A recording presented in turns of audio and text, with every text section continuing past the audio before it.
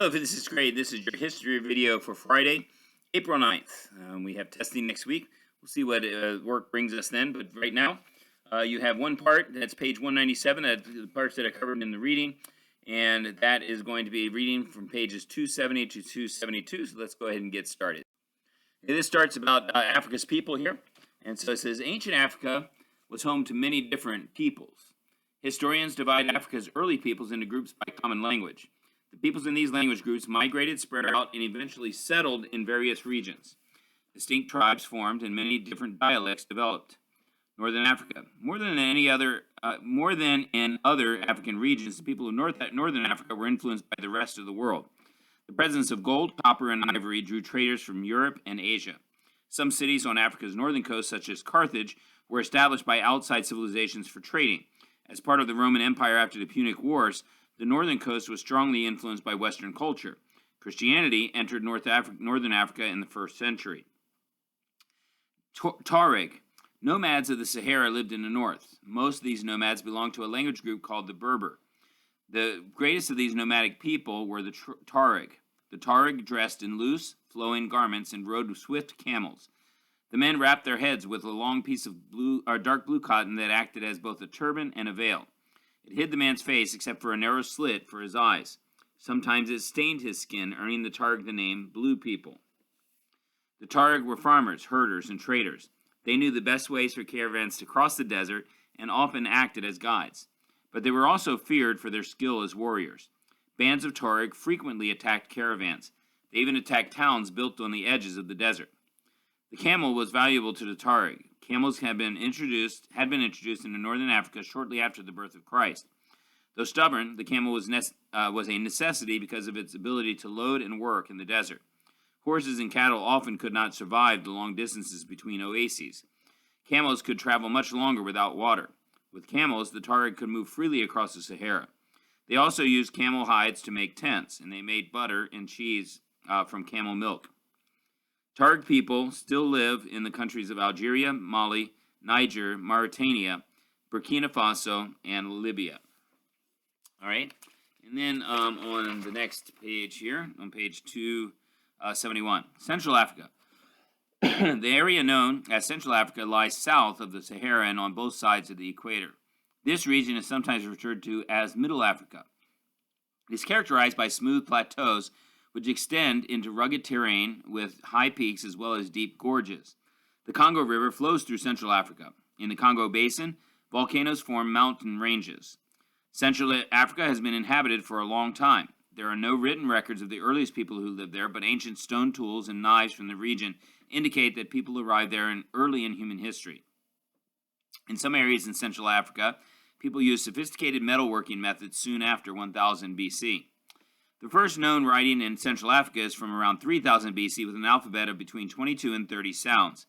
The first people to live in the region included Dravidians, people who spoke the language of southern India and northern Sri Lanka, Sumerians, Egyptians, speakers of Niger-Congo languages, and Elamite language speakers.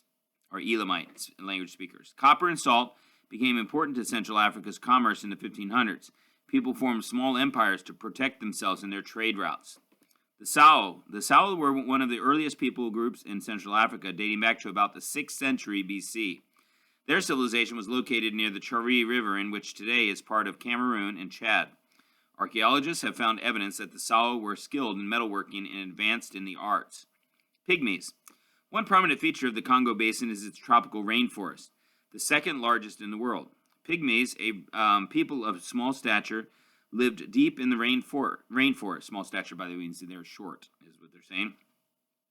Moving from place to place, they lived off the land, hunting, fishing, and gathering vegetation.